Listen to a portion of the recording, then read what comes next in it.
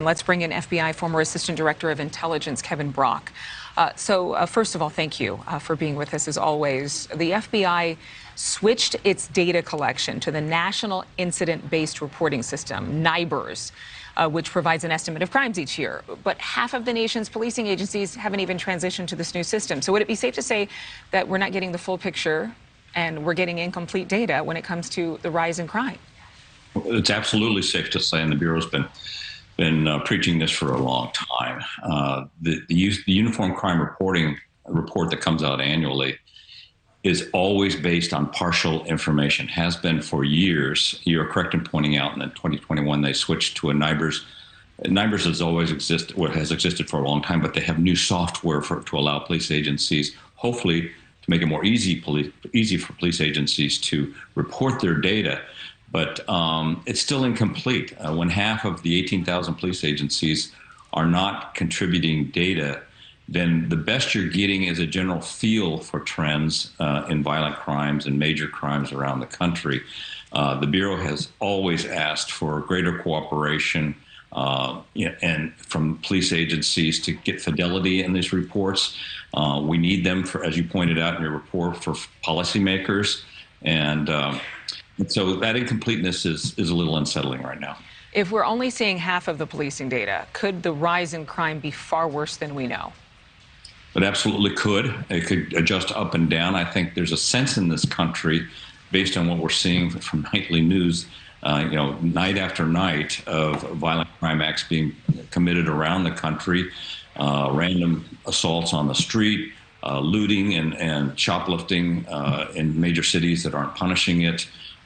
Women being abducted, just going about their daily business. There's an unease in the country around all of that, and that's why there should be a focus by local law enforcement to concentrate, record these statistics, and submit them to the Bureau. How has the shortage of officers delayed the compilation of data and evidence reporting?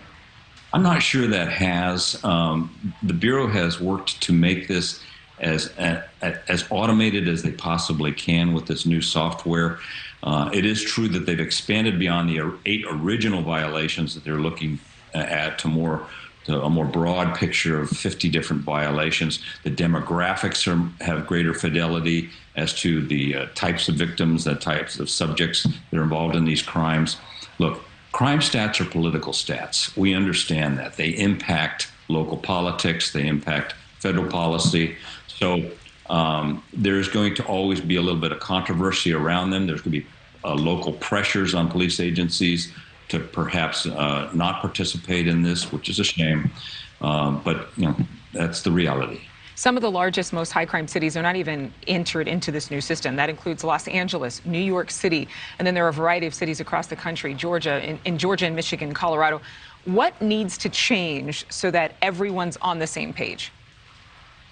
I think federal pressure, federal national level pressure on the importance of these statistics to make sure that resources are allocated around the country the way they should be as part of a policy to combat crime in this country.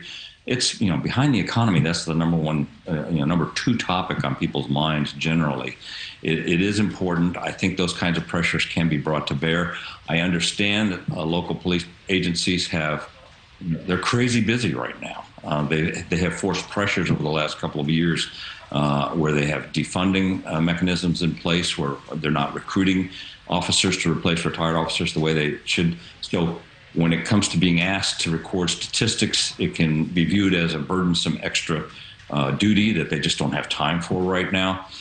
We have to make it as easy as possible for these agencies to report their stats. But do you believe that we'll actually get to the real numbers anytime soon?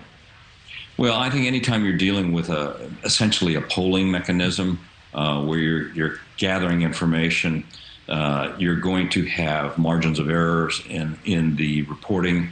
But I think we can get a greater fidelity in this country overall, and that's what we should work toward. Kevin Brock, thank you for being with us. Good to see you again. Thank you for watching. Go to newsnationnow.com to find NewsNation on your television provider. And don't forget to click the red subscribe button below to get more of NewsNation's fact-driven, unbiased coverage.